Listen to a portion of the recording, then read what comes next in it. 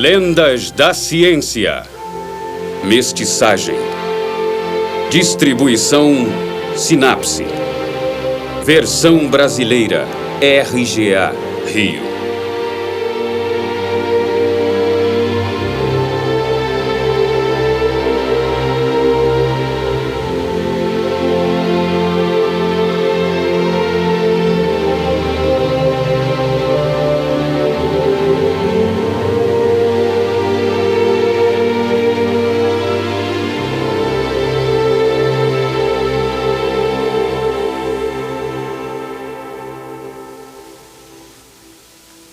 Em grego, a palavra matemática quer dizer as coisas que se ensinam, conhecer, aprender.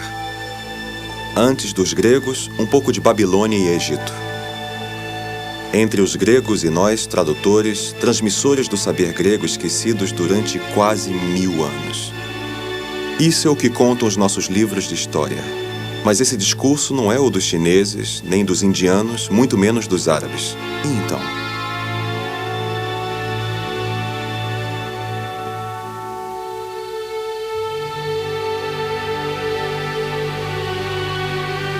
Basta examinarmos alguns capítulos ou trechos científicos e poderemos perceber que os números são indianos, o algoritmo é árabe, o papel é da época perso-siríaca e a bússola é chinesa. Veremos que com um pouco de magnetismo ou de eletricidade, teremos de repente uma página que contém os 5 ou 6 conceitos básicos.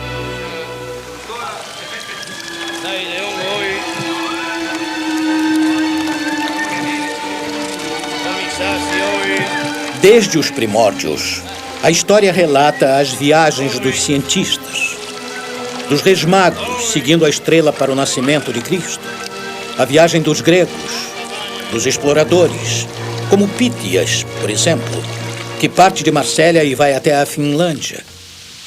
A viagem de Ulisses, a de Gilgamesh e, mais recentemente, a de Darwin. A viagem de todos os naturalistas pelos Andes ou Himalaia. A viagem contada por Júlio Verne no século XIX. A viagem de Marco Polo, que resume todas as viagens. Mas por que Marco Polo? Porque ele passava pelos países indianos e árabes e voltava.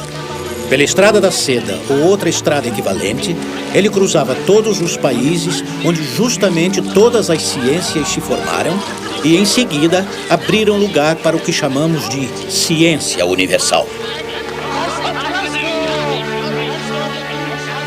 Veneza, 1324. 1000 pedaços de pano, 1000 cores, 1000 fios de seda formam esse tecido de arlequim que veste o comediante no palco de um teatro de rua, onde encena uma peça da comédia dell'arte. É um mapa feito de 1000 países cujas margens delineiam uma estrada imaginária, a estrada da seda, a estrada da ciência. A ciência tornou o mundo mestiço. Hoje, a ciência é a mesma no mundo inteiro. Mas nem sempre foi assim. A ciência e os cientistas sempre viajaram. Eles misturaram o planeta.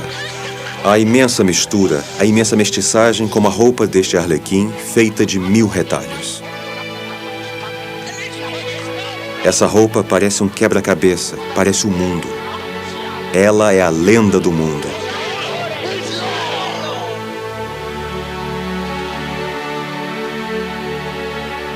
A peça que será encenada e anunciada pelo Arlequim é a história de um mercador de mentiras. É o que o Arlequim grita para os passantes. Um mercador, um tecido de mentiras, um conto, uma lenda. Marco Polo.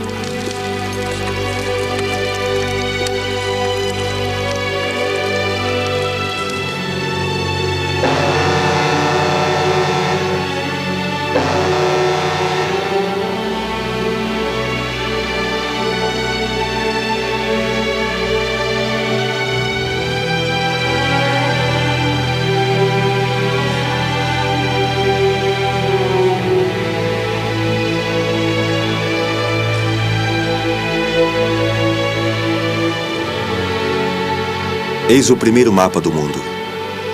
A América está na extrema direita e a Europa na extrema esquerda. Os nomes de cidades, rios, oceanos e países estão escritos em ideogramas chineses. A China está no centro do mapa. É o império do meio, a China milenar, que inventou tudo no passado mais distante dos homens. A bússola, a pólvora para as invenções mais lendárias, a astronomia, a medicina, a matemática, as civilizações do Rio Amarelo. Terras e mares deslizaram, o centro foi levemente deslocado. O continente indiano está no centro. A Índia, sua medicina e matemática milenares como testemunham os textos sagrados, a invenção do zero, que é o nascimento da álgebra, os cálculos indianos até a potência 23 e as civilizações do Vale do Indo. Os mapas se deslocam e com eles o centro do saber. Onde está o centro? Onde está o centro do saber? Na China? Na Índia? Em algum lugar da Pérsia? Na Arábia, atual Uzbequistão? No centro do mapa, o Irã atual. É o mundo árabe islâmico que vai de Toledo, na Espanha, até Lahore, no norte da Índia. Os árabes inventaram a álgebra, a numeração, redigem as tábulas de Toledo, conhecem a órbita de Mercúrio, assim como o número π até a 16ª decimal, e a medicina, a cirurgia e a física. A civilização do Tigre do Eufrates de Amudária.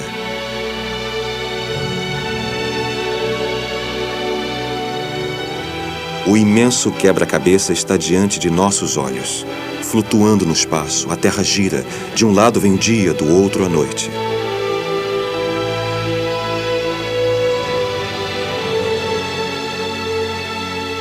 Do sudoeste do Iêmen ao nordeste da Manchúria, do Mar Vermelho à nascente do rio Amur, a estrada da ciência segue o caminho da seda, o de Marco Polo. Do reino de Sabá ou Império Manchu, esta é a viagem que nos leva da Arábia para a Índia e para a China. Esta é a viagem que conta a lenda das ciências. É preciso atravessar a Arábia, voltar no tempo e pegar a estrada que vai para Bagdá. Aí chega-se a uma bifurcação. De um lado, vai-se para o Ocidente, do outro, para o Oriente. Partimos em direção ao sol nascente e nos deparamos com Ispahan.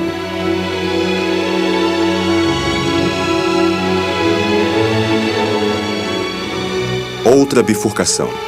Estamos diante de duas estradas. Uma vai para Amudária, Samarcand, Tashkent e a outra para o norte da Índia, Herat, Islamabad. Depois segue o rumo do Ganges, Benares, Calcutá e se joga no Golfo de Bengala. Agora são as margens do rio Rangoon, que sobe para Hanoi, e ainda Cantão, Xangai, Pequim, a Manchúria. De Ispahan, outra estrada parte para o nordeste. Atravessa o deserto de Gobi, o norte da China, Dunhuang, Wumei, Lanzhou, Xi'an. Estamos diante do Mar Amarelo. Se a seda é como a ciência, as suas estradas são as mesmas no tempo e no espaço, e o herói desta lenda é Marco Polo.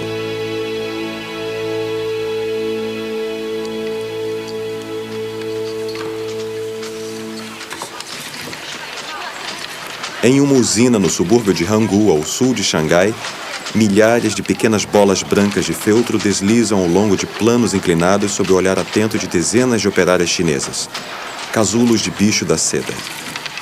Eles se desenrolam para formar fios que correm pelos teares. Fios de seda entram e saem dos banhos de cor. Eles se misturam. Matéria e cores se tornam tecido, seda.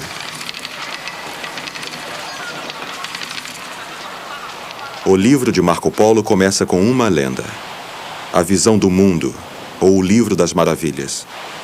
Primeiro mapa, primeira lenda. Katai, Marco Polo e a China. O dia nasce no Império do Meio, na muralha da China. Esta aresta de pedra que se vê nitidamente do espaço, como a cadeia do Himalaia ou a cordilheira dos Andes. Pode ser vista alinhada, na crista das montanhas a perder de vista. O muro do imenso império civilizado e solitário.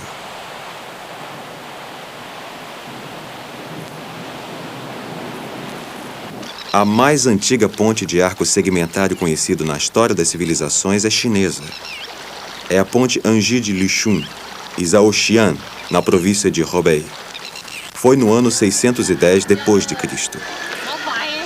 A água leva os juncos neste afluente que desemboca no Rio Amarelo, que atravessa a China até o Turquestão. A água, os canais, a hidráulica sempre foi uma preocupação dos chineses que queriam irrigar as terras secas do norte e do noroeste da China. Seguindo as embarcações ao longo do rio, chegamos a uma eclusa. As comportas se abrem e deixam a água passar de um nível para o outro, de baixo para cima e de cima para baixo. Os chineses inventaram a eclusa.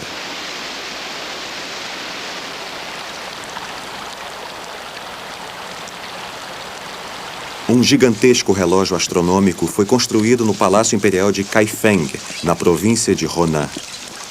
Uma roda hidráulica causava a rotação de um globo celeste, uma esfera armilar e uma série de engrenagens muito elaboradas que anunciavam as horas. Esta esfera é o primeiro mecanismo da relojoaria, que é usado hoje em nossos telescópios.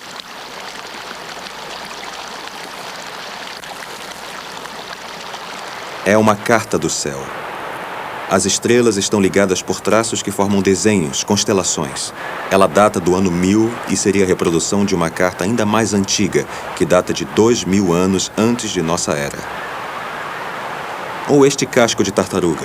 Nas escamas pintadas pode-se ver pontos ligados por traços. Há ideogramas chineses perto de cada desenho formado, nomes de constelações.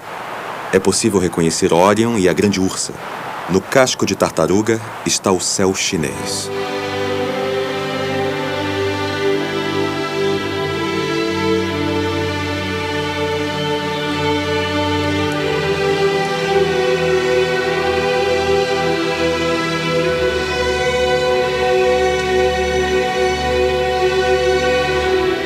A observação precisa e incansável é um dos fundamentos da ciência.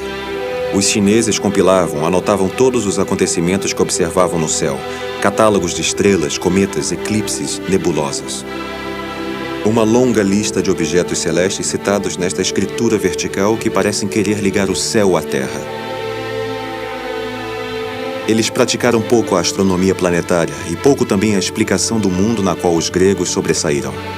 Isso deu vantagens aos chineses que nunca se deixaram seduzir pelo círculo como uma figura geométrica. Portanto, nunca se prenderam às esferas concêntricas, como foi o caso do Ocidente até Kepler.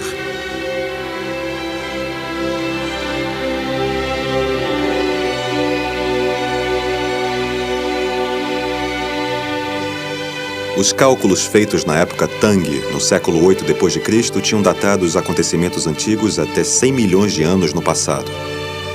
O astrônomo Yi Xing, por volta do ano 724 d.C., leva a data da primeira conjunção astronômica observada para 96.961.700 anos.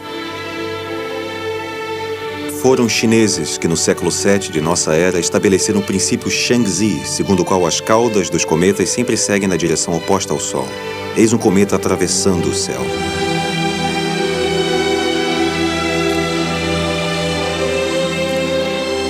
Eis uma gravura que mostra uma viagem, uma expedição dirigida pelo astrônomo Nan Gongwei, no século VIII de nossa era. O estudo de um arco de meridiano, uma medida geodésica que cobre uma linha de quase 2.500 quilômetros da Indochina até as fronteiras da Mongólia.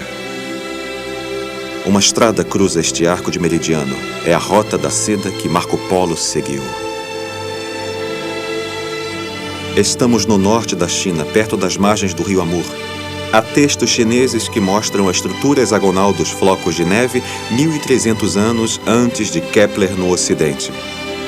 Quando buscamos o princípio do processo de semeadura das nuvens ao comparar os cristais de neve com os dos sais e minerais, nós o encontramos nas observações precisas feitas por Zhu Xi no século XII de nossa era.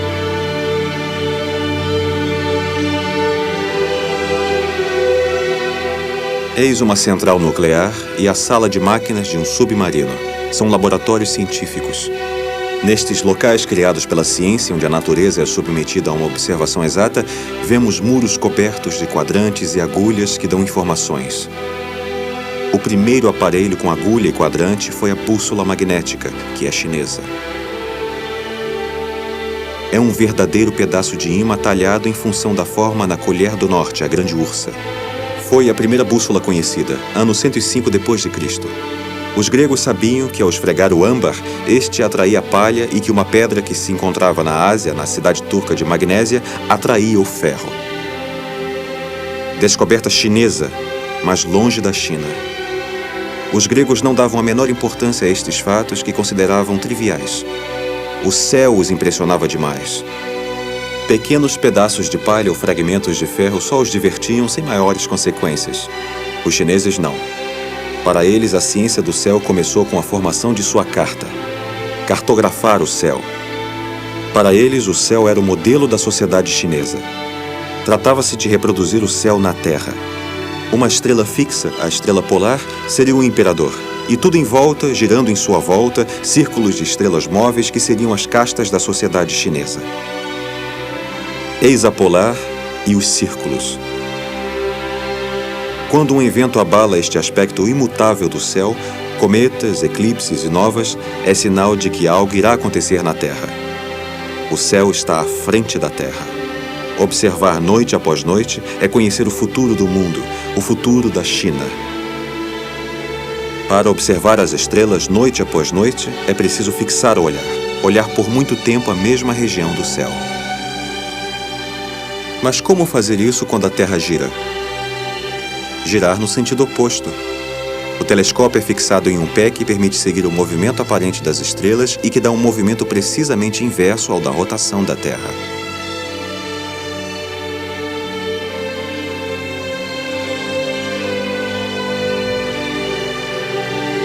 Foi aqui em Dangfang, literalmente ao centro da China, ao centro do mundo, que o astrônomo Guo Shujin inventa o mecanismo de relógio que ainda é usado hoje nos telescópios, o quadrante equatorial.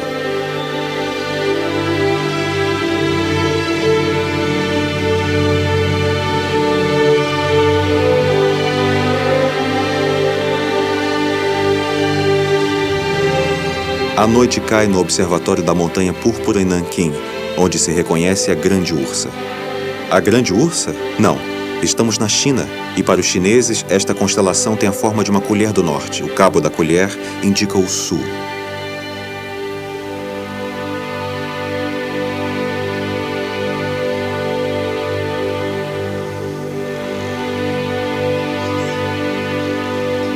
Corpos humanos são desenhados em painéis nas paredes.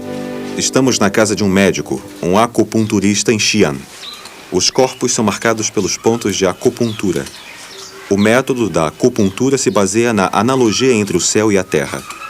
As 12 linhas que correspondem aos 12 meses do ano são descritas para o corpo. Nestas linhas circulam a energia vital em função do ritmo do yin ou do yang. Nestas linhas são colocados 365 pontos, como os dias do ano. Um problema localizado corresponde a um ponto específico no qual irão trazer ou tirar energia. A agulha da acupuntura representa o eixo do mundo que liga céu e terra. Ela relaciona o microcosmo e o macrocosmo, para que um ritmo desequilibrado se restabeleça em relação ao outro.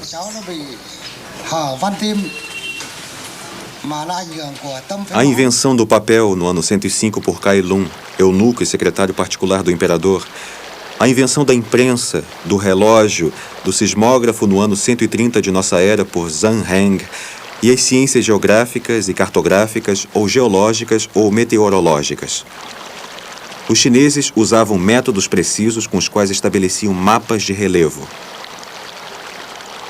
Ou ainda no século XIV a.C., os chineses podiam enunciar qualquer número por maior que fosse, em apenas 9 sinais. Desenvolvendo a tradição babilônica, a matemática chinesa foi basicamente algébrica e aritmética. Devemos aos chineses os conceitos e métodos como os cálculos do valor decimal, as frações e os números negativos. Os valores específicos de π foram calculados muito cedo na China, assim como as raízes de grandes potências. Dizem o mesmo dos indianos, árabes e gregos. Nada de ciência ocidental, nada de ciências sem a China. O que fazem os chineses com estas descobertas acumuladas que, ao se difundir no Ocidente, mudarão o rumo da história?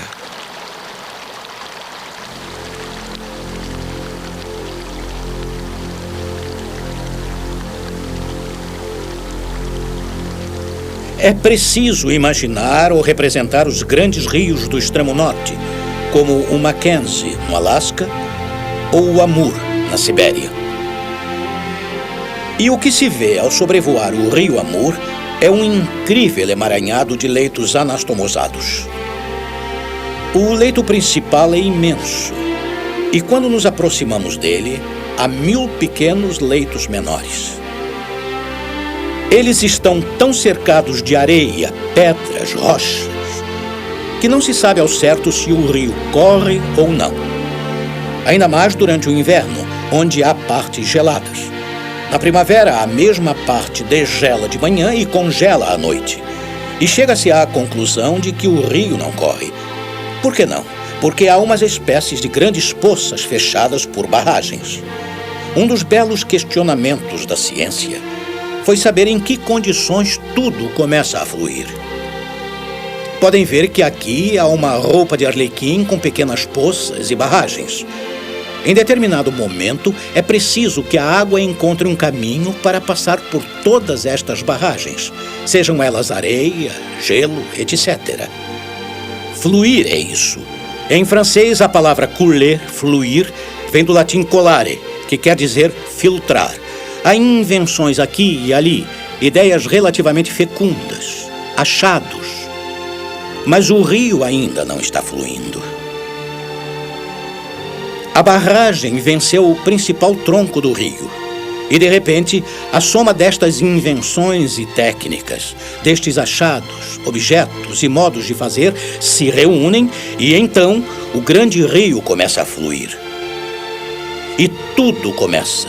De repente, o curso principal se precipita. A história das ciências é isso.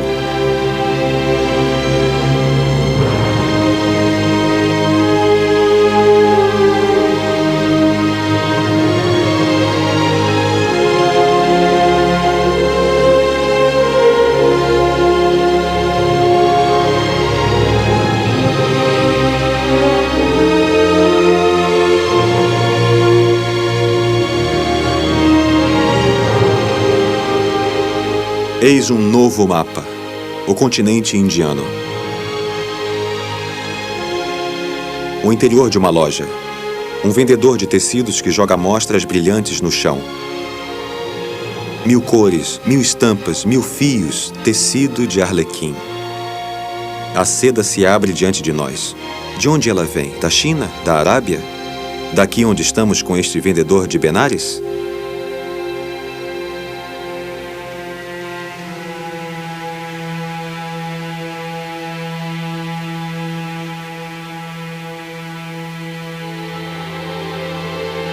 Benares, século XII. O sol nasce no rio Ganges. É um probleminha aritmético da Lilavati, que literalmente quer dizer a graciosa, a aritmética de Bhaskara, matemático indiano do século XII. De um enxame, 1/5 das abelhas foi para uma flor de lótus e 1/3 para uma flor de bananeira. Um número igual a 3 vezes a diferença entre estes dois números. A bela dos olhos de gazela voou para uma kodaga, árvore de casca amarga, sucedânea da quinquina. Outra abelha, errando no ar aqui e acolá, foi atraída pelo delicioso cheiro do jasmim e do pândano. Oh, bela charmosa, qual é a quantidade de abelhas? Chamemos de x o número de abelhas. X é igual a x sobre 5, mais x sobre 3, mais 3x vezes 1, sobre 3 menos 1 sobre 5, mais 1. Reduzindo as frações para um denominador comum, obtém-se x é igual a 3x sobre 15, mais 5x sobre 15, mais 3x vezes 5 sobre 15, menos 3 sobre 15, mais 1. Portanto, x é igual a 15. Bhaskara compara sua Lilavati, a sua graciosa aritmética, a uma mulher vestida com todas as belezas da Yati, palavra que significa uma nobre linhagem, assim como a redução das frações ao denominador comum. A álgebra seria indiana?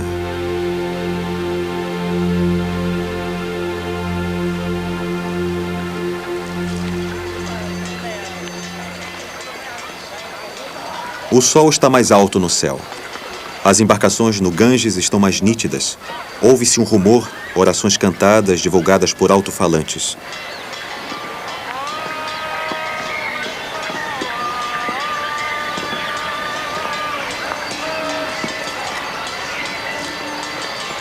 No céu, atrás das pipas, surgiu uma estátua de Shiva. Seu corpo inteiro pode ser visto. O corpo, Tanu. A terra e a lua são nomes para o número 1. Seus olhos, Nayana. Seus braços, Bahu. Seu tornozelo. Olhos, braços, tornozelo são os nomes para o número 2. Agni, o fogo, designa o número 3, pois há 3 chamas nos Vedas, os textos sagrados da Índia. Na testa de Shiva há um terceiro olho, a legenda do número 3. E para o número 4, os indianos dizem oceano, com seus 4 pontos cardeais. Para os 5 elementos, para 6 as partes do corpo. Adri, a montanha, designa o número 7, pois são 7 montanhas na Índia. 8 é o número do elefante ou da cobra. 9 os planetas, os 9 números.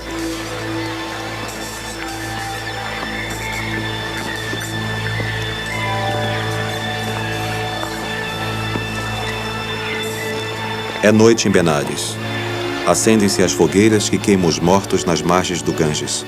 Não há palavra para o zero em sânscrito. Outras palavras podem apontá-lo, como o céu ou o espaço, o vazio ou o ponto.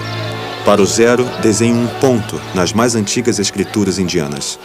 O zero é uma invenção indiana. Mas que zero? Há vários zeros. Há o conjunto vazio, o zero em aritmética, o zero que é representado com o sistema de coordenadas e assim por diante.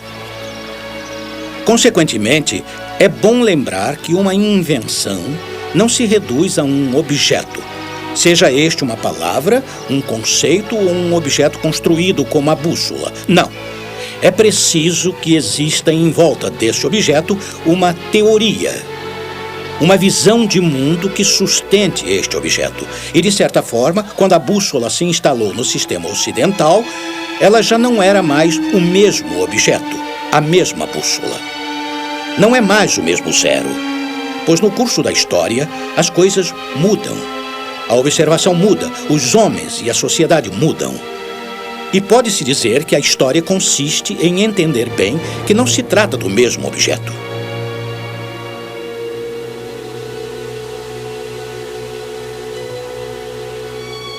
Graciosa, olho, braço, fogo, montanha, terra, lua, céu, espaço. São palavras, números. Isto é aritmética, matemática, astronomia. Nada de números nem gráficos na ciência indiana. Apenas imagens literárias, metáforas. Um jogo ilimitado de sinonímias que caracterizam o sânscrito. É poesia, como diríamos no Ocidente.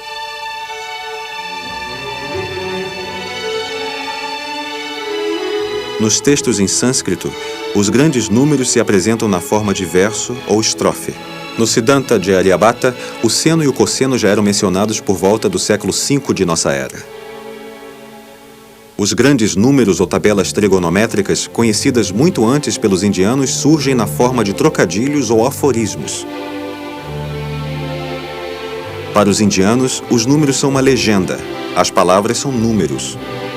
E a palavra sutra, que em primeiro lugar designa um estilo ou um aforismo, também significa uma regra.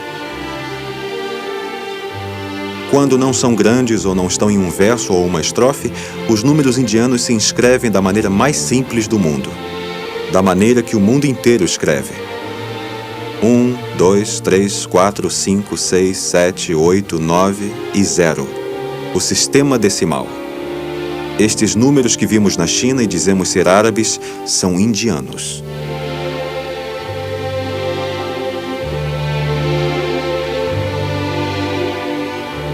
Os indianos dispunham de palavras específicas para contar até 10 à potência 12 ou 1 milhão de milhão, podendo chegar a 10 elevado à potência 23 ou até 53.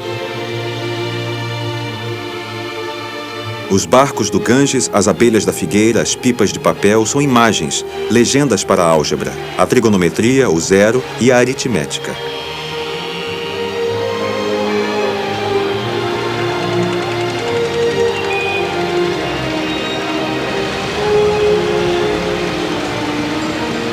E este Palácio de Marajás, o Palácio dos Ventos em Jaipur. Nele, há uma imensa escada de pedra em direção ao céu.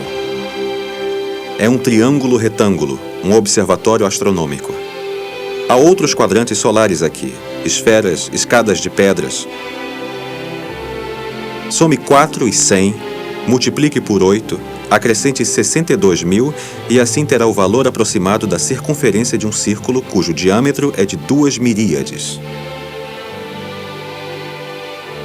Esse verso de Aryabhata, matemático do século VI, nos dá a fórmula muito precisa sobre o valor aproximado da relação circunferência por diâmetro. 62.832 sobre 20.000 é igual a 3,1416. O nome matemático do círculo: indiano, árabe, grego, chinês? Um dos mais importantes tratados de astronomia indiana, o Mahasiddhanta, foi traduzido do sânscrito no ano 770 a pedido do califa Al-Mansur. Foi nesta época que a Índia foi invadida e que o céu indiano tornou-se árabe, trazendo com ele as ciências que o acompanham.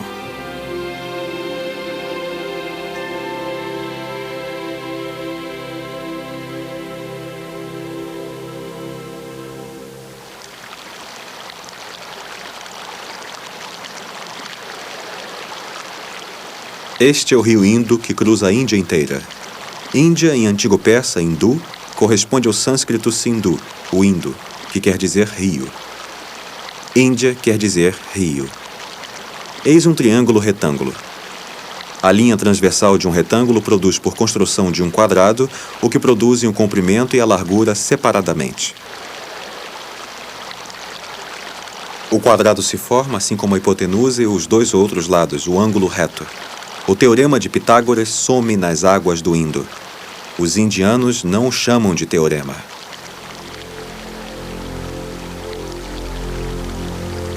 Será ou não o teorema de Pitágoras?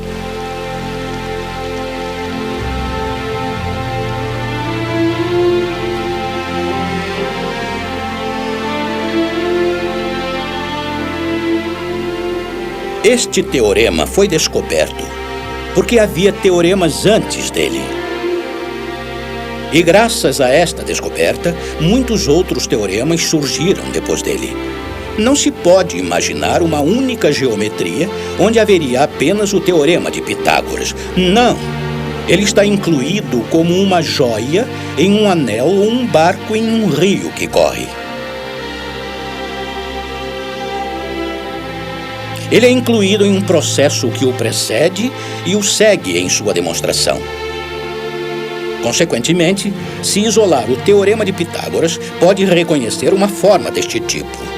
E aí disseram, aqui está ele, é este. Mas quando não se tem a totalidade do rio, ou seja, o conjunto da teoria que inclui o teorema de Pitágoras, também se pode dizer, não, este não é o teorema de Pitágoras.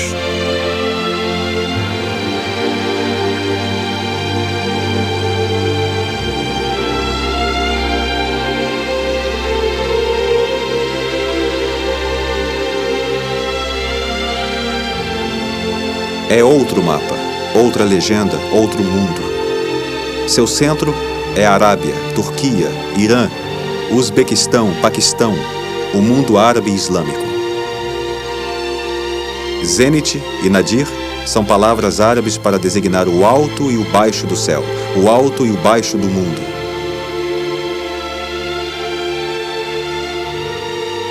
Na Terra das 1001 Noites, um viajante segue sua rota. É Marco Polo. Seu livro de maravilhas se abre novamente diante de nós.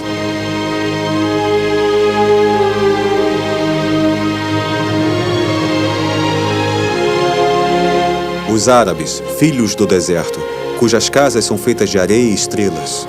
Aí estão os grandes viajantes, os mercadores que seguem todos os caminhos, aos quatro ventos, enchendo suas bolsas de tesouros, os de países milenares, da seda, do conhecimento.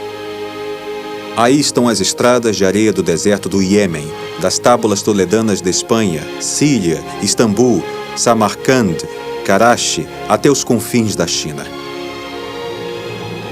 Eis o imenso quebra-cabeça formado, a imensa mistura que nos produziu.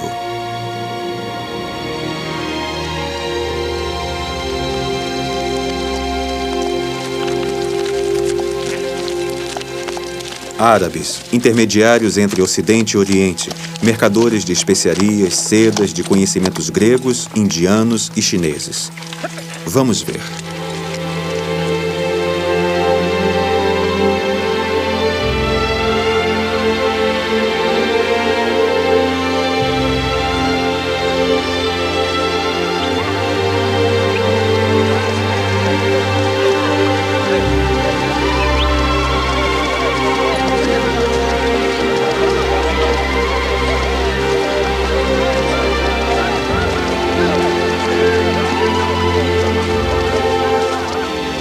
As tendas são montadas uma por uma, e dentro delas tecidos bordados, cores, estampas, sedas das Índias e da China.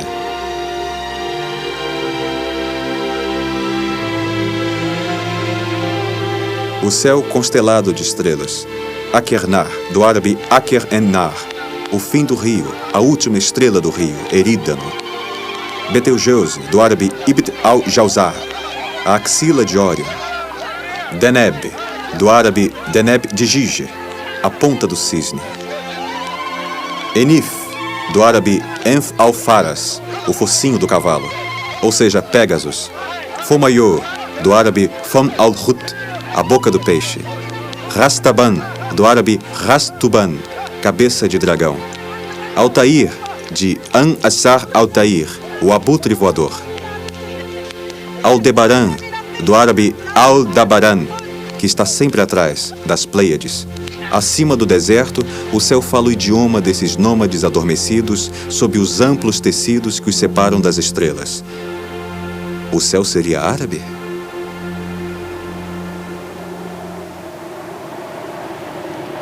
Há nomes latinos. Sirius, que é a maior estrela do céu no inverno, é um nome latino.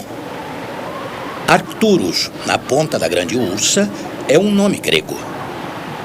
Mas se olhar na véspera deste céu de verão, verão Rigel e Betelgeuse, que são nomes árabes. Consequentemente, o céu fala vários idiomas. Ele mescla vários idiomas e religiões. Ele fala latim, grego e árabe. Se passar para o hemisfério sul, o mesmo ocorre com Fomalhaut, que é a primeira estrela que aparece no horizonte quando se passa para o Equador. Seu nome também é árabe. O céu é mestiço e é uma excelente imagem das ciências. Os idiomas e as culturas são reunidos em uma mesma observação comum. Na astronomia, os nomes das estrelas se originam de vários idiomas. Os nomes das disciplinas também são de vários idiomas. Geometria é de origem grega, algoritmo ou álgebra são de origem árabe.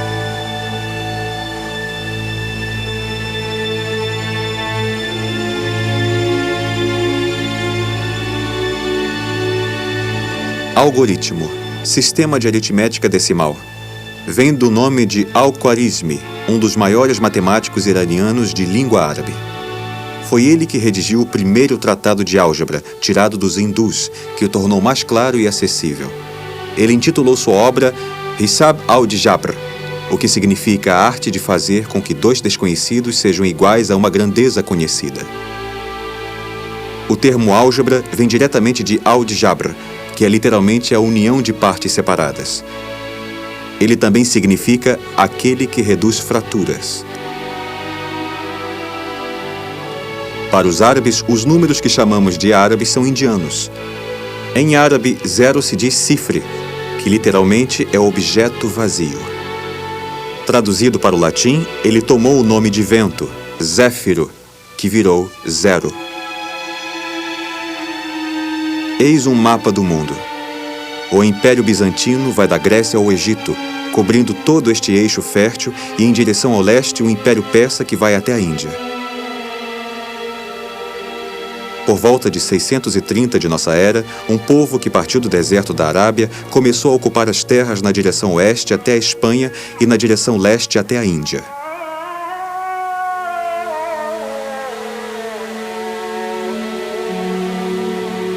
7, 8, 9, 10, 11, 12, 13, 14, 15, século XV. 10 séculos para os árabes e para o mundo árabe islâmico.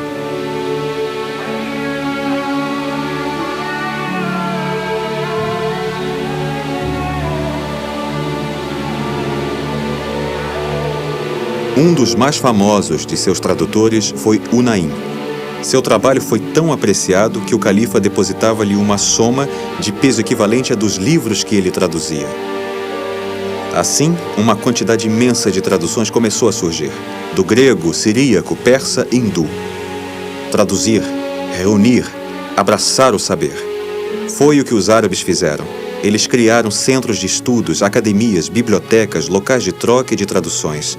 Estes centros se chamavam Casas da Sabedoria.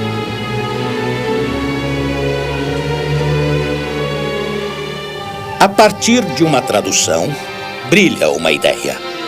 Ela explode e se desenvolve. Alguns séculos depois, nós, ocidentais, fomos tomados por esta mesma febre de traduções dos monastérios. Traduzimos manuscritos árabes para o latim e, de repente, percebemos que nos manuscritos árabes havia, ao mesmo tempo, os vestígios gregos, elementos de Euclides, ou, às vezes, o corpus hipocrático, mas também extraordinárias invenções que pertenciam à civilização e à cultura de língua árabe naquela época.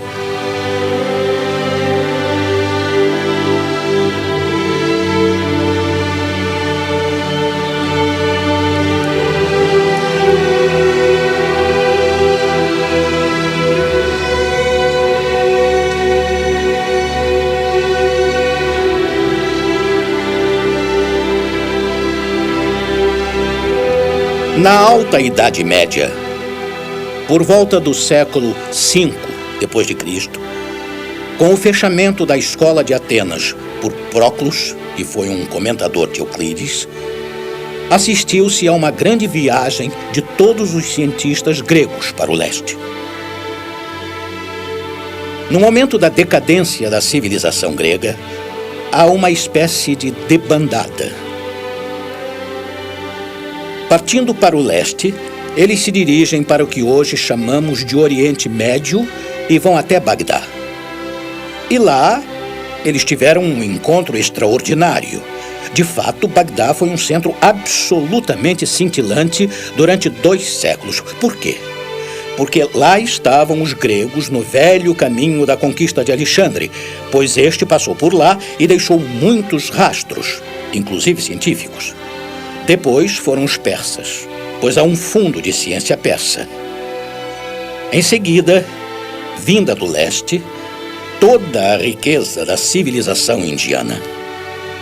E de repente, em Bagdá, houve uma extraordinária mestiçagem entre a ciência grega, persa e hindu. E esta mestiçagem durou 1 século e meio, não mais. Por quê? Porque alguns anos depois, algumas dezenas de anos, chega o imenso fluxo da conquista árabe. Quarta mestiçagem, chega a ciência árabe. Povos de origem beduína do deserto, pequena tribo, importante no início da Hégira, até explodir de maneira extraordinária e ocupar todo o antigo mundo da antiguidade. E quase de um dia para o outro, em Bagdá, surgem 4 ciências. A grega, a persa, a árabe, que tinha acabado de chegar, e a hindu. Todas irão reunir seus 4 afluentes para formar um rio gigantesco. A ciência é um verdadeiro rio. Se subir os seus afluentes, por exemplo, os afluentes do rio Garonne, na França, chegará a um afluente dos Pirineus até o maciço central em determinada montanha. De fato, esta água vem dos Pirineus, de tal vale maciço central. Mas ela só se torna científica no principal curso do rio, pois a ciência é o fluxo. A história das ciências é essa. Podemos dar alguns exemplos. Em astronomia, em Bagdá, começam a retomar os velhos textos em sânscrito, que testemunham as observações dos planetas, assim como os textos gregos. testemunhos da mesma observação com o fundo persa. E assim, os cientistas árabes refizeram pacientemente as observações astronômicas. Como é que elas puderam ser mais precisas? Pois todos os hindus são bons calculadores, já que se acredita que foram os inventores da trigonometria ao usarem o seno do ângulo, e os gregos estavam próximos. Portanto, matemática, cálculos, astronomia progrediam de maneira impressionante. Por quê? Por causa do confluente desses 4 idiomas, dessas 4 culturas, dessas 4 partes da história.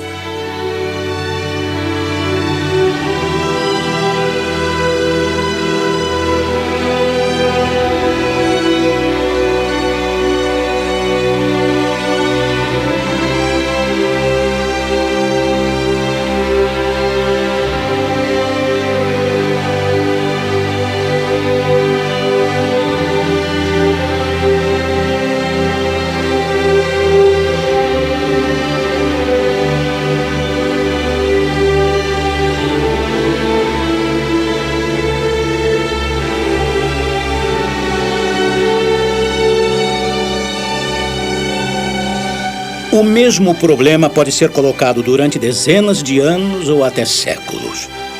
E este problema muda em função dos tempos, dos lugares, dos ângulos e às vezes dos idiomas. Além do mais, ao se transformar, este problema vai se tornando completamente mestiço, carregando consigo 1000 confluências e influências. Essa mestiçagem pode ser comparada a este traje de Arlequim, costurado com pedaços de pano, cores e tamanhos diferentes.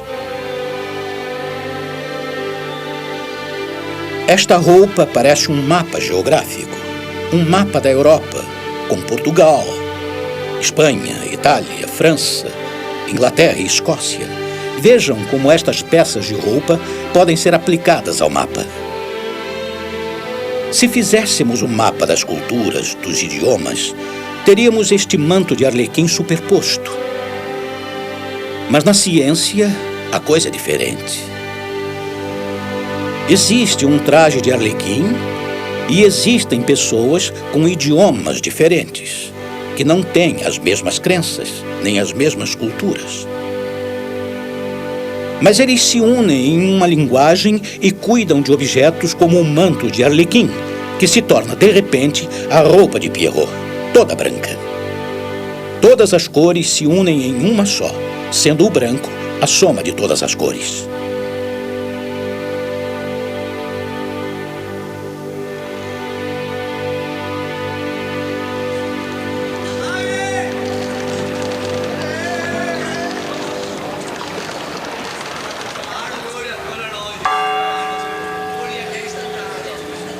A Europa recebeu o livro de Marco Polo com entusiasmo. Mas os leitores acreditam mais em uma ficção científica do que em uma descrição da realidade. Enquanto essa gente acreditava que alquimistas transformam os metais em ouro, que os anjos podem dançar na ponta de uma agulha, que monstros cuspidores de fogo engolem barcos que ultrapassam o disco da Terra, essas mesmas pessoas não imaginavam que um imperador fosse rico bastante para comandar 10.000 cavalos brancos ou ter papel moeda. Marco, seja sincero comigo, pelo santíssimo nome do Salvador. Diga que você jamais esteve em Catai e que jamais falou com o imperador da China. Fale comigo. Em mim você pode confiar. Diga que foi tudo fruto de uma fábula, de sua fantasia, que é tudo uma lenda. Não é uma lenda. Não é uma fábula. Não é mentira. É tudo verdade. É verdade. Verdade. E eu juro pelo santíssimo nome do Salvador. E juro mais ainda. Eu só contei a metade. A metade de tudo que eu vi.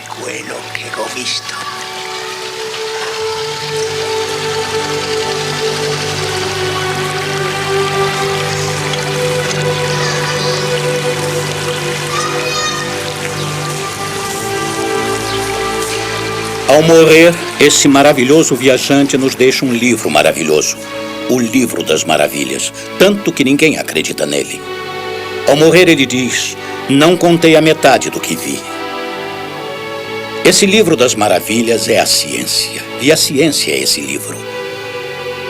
Mas hoje, há outra maravilha que existe há pouco menos de 10 anos e que nós lemos diariamente. É esta imensa rede de comunicação que cobre todo o planeta e que faz com que possamos nos conectar com qualquer biblioteca, qualquer servidor do mundo inteiro. E agora podemos ler todos os livros. Hoje temos em casa o Livro das Maravilhas, que é esta conexão em tempo real com a qual podemos obter informações de diversos centros. E podemos ler esse livro, porque talvez nós tenhamos chegado ao fim das viagens. Antigamente, era preciso se dirigir aos centros do conhecimento como se vai a uma peregrinação. Para mim, era preciso ir a Paris ou para outro a Stanford. Ou antigamente, ia-se para Pequim, Bagdá ou Cairo. Hoje, o conhecimento vem a nós. Antes íamos até ele, agora ele vem a nós. E isso é uma viagem totalmente diferente de todas as viagens das quais falamos. Não é o homem que se desloca em direção ao conhecimento, mas o conhecimento que se desloca em direção ao homem. E isso é uma nova maneira de dizer que qualquer aprendizado é uma mestiçagem, que qualquer pedagogia é uma viagem, só que uma nova viagem. Qualquer informação é um encontro, mas agora um novo encontro. Todo conhecimento vem do outro. Portanto, qualquer conhecimento deveria se parecer com o amor.